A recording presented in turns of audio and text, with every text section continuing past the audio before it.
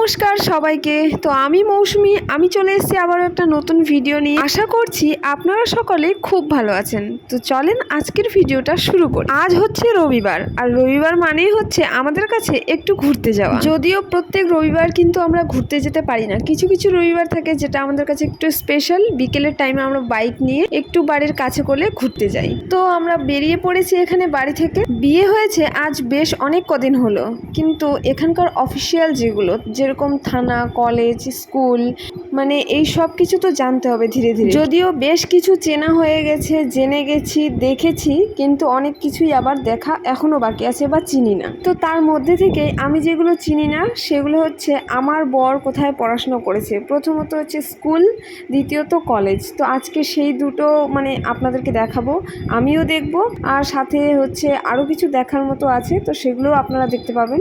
তো এখানে কথা বলতে বলতে কিন্তু আমরা চাকদাতে ফাইনালি পৌঁছে গেছি।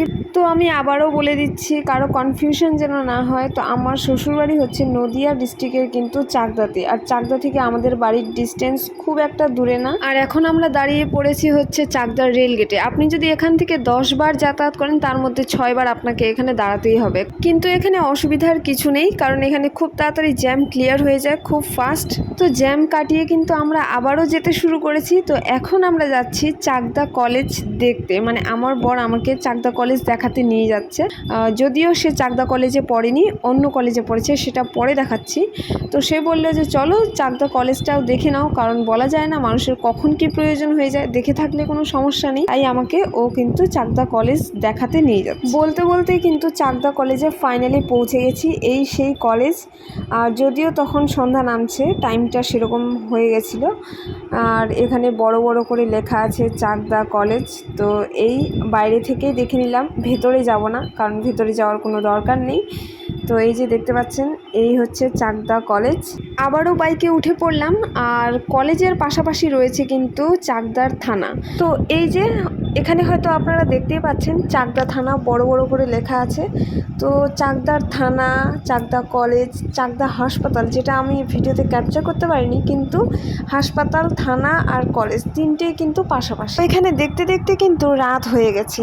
আর আমরা এখন চাকদা থেকে বেরিয়ে এখন মেন হাইওয়ে দিয়ে চলে যাচ্ছি কিন্তু রানাঘাটে।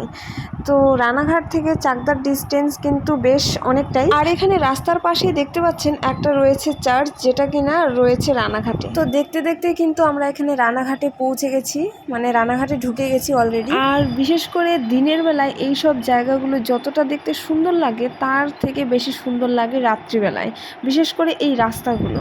সো ফাইনালি সেখানে চলে এসেছি, যেখানে হচ্ছে আমার বর মানে কলেজ কমপ্লিট করেছে। তো এই সেই কলেজ। তো আমার বর পড়েছে হচ্ছে রানাঘাট কলেজে। তো এই হচ্ছে রানাঘাট কলেজ।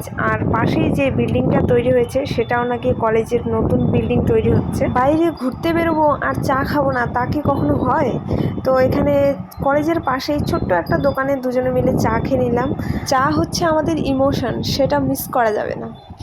তো এখন আবার ইউটার্নের পথে, এখন যাবো রানাঘাট থেকে আবার চাকদা। এখন কিন্তু একটা জিনিস দেখা বাকি রয়েছে, সেটা হচ্ছে বরের স্কুল। চলেন, অসুবিধার কিছু নেই, যেতে যেতেই সব কিছু পড়বে।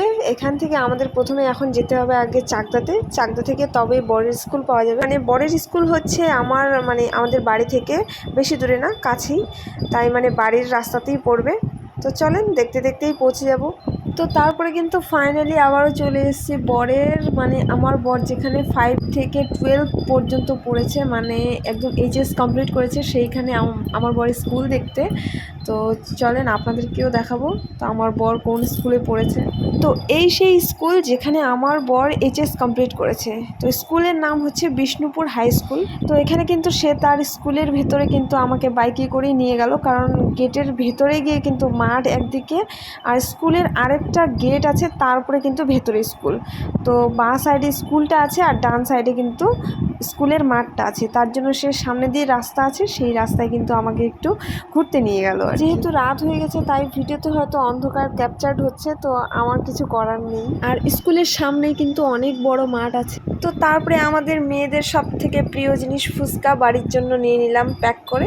তো তারপরে ফাইনালি বাড়ির উদ্দেশ্যে রওনা দিয়ে দিলাম, আর তারপরে ফাইনালি বাড়ি পৌঁছালাম। তো আমাদের বিকেলের ঘোরাঘুরিটা ঠিক এইরকম টাইপের হয়। তো এই ছিল ভিডিও। তো ভিডিওটা ভালো লাগলে লাইক করে কমেন্ট করে প্লিজ শেয়ার অ্যান্ড সাবস্ক্রাইব করে দেবেন। তো দেখা হচ্ছে নেক্সট ভিডিওতে। টাটা।